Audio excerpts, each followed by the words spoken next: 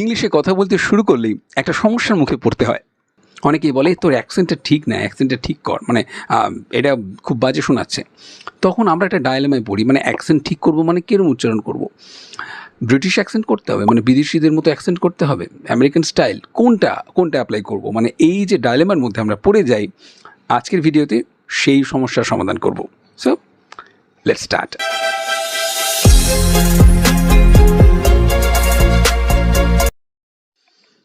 আমরা যেখানে চ উচ্চারণ করি, বিদেশে কিন্তু এটাকে ছ উচ্চারণ করে, ছ। আমরা যেখানে ক উচ্চারণ করি, ওরা সেটাকে খ উচ্চারণ করে। আমরা ট উচ্চারণ করলে ওরা ঠ উচ্চারণ করে। আমরা প উচ্চারণ করলে ওরা ফ উচ্চারণ করে। সুতরাং পটা যখন ফ হচ্ছে, কটা যখন খ হচ্ছে, টটা যখন ঠ হচ্ছে এবং চটা যখন ছ হচ্ছে, এরকম যখন চেঞ্জ হয়ে যাচ্ছে, পরিষ্কার বোঝা যাচ্ছে যখন কথা বলা হবে তখন উচ্চারণটা কিন্তু তার উপর একটা প্রভাব ফেলবে। একটু বলি, আমরা যদি বলি চকলেট, ওরা নিশ্চয়ই চকলেট বলবে না, ওরা ছ বলবে, চকলেট। আমরা যদি বলি ক্রাইং, ওরা তাহলে ক্রাইং বলবে।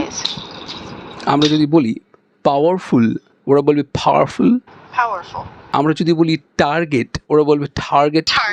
এই যে ছোট ছোট চেঞ্জগুলো, এটা আমি একটা সেন্টেন্সের মধ্যে যখন বলতে যাব তখন কিন্তু অ্যাকসেন্টটা চেঞ্জ হবে। সুতরাং এই যে উচ্চারণটা, সেটার দিকে একটু খেয়াল রাখলে কিন্তু আমাদের অ্যাকসেন্ট বেশ সুন্দর হবে। তবে একটা স্পেশাল পয়েন্ট বলে রাখি, সেটা হচ্ছে অ্যাকসেন্টটার উপরেই সবসময় আমরা যেন ফোকাস না করি। আগে বলতে ভালো করে একটা ফ্লুয়েন্সি আসার পরে কিন্তু অ্যাকসেন্টের উপরে কাজ করা উচিত। মানে তোমরা যারা সদ্য শুরু করেছো, বিগিনার্স লেভেলে রয়েছো, প্রথমেই অ্যাকসেন্টের দিকে কিন্তু যদি একেবারে ফোকাসটা করে নাও তাহলে কিন্তু রিদমটা নষ্ট হতে পারে। তাই প্রথমে একটা মোটামুটি ফ্লুয়েন্সি আসার পরে কিন্তু অ্যাকসেন্টের কাজটা শুরু করা উচিত। একটা ইন্ডিয়ান স্টাইলে সেন্টেন্স বলি, সেটাকে আবার অ্যাকসেন্ট দিয়ে বলবো। Okay, Saina Nehwal can use her inner power and techniques to win matches. এবার এটাকে যদি অ্যাকসেন্ট দিয়ে বলি, Saina Nehwal can use her power and techniques to win matches. ওই ছোটো ছোটো জায়গায় ক্যানটাকে চেঞ্জ করলাম, টেকনিকটাকে চেঞ্জ করলাম, আর পাওয়ারটাকে চেঞ্জ করলাম। এই যে একটু একটু করে চেঞ্জ করা, এগুলোই কিন্তু আমরা প্র্যাকটিস করতে পারি। বিশেষ করে যাদের মোটামুটি ফ্লুয়েন্সিটা চলে আসছে তারা অ্যাকসেন্টের উপর কাজ করুক।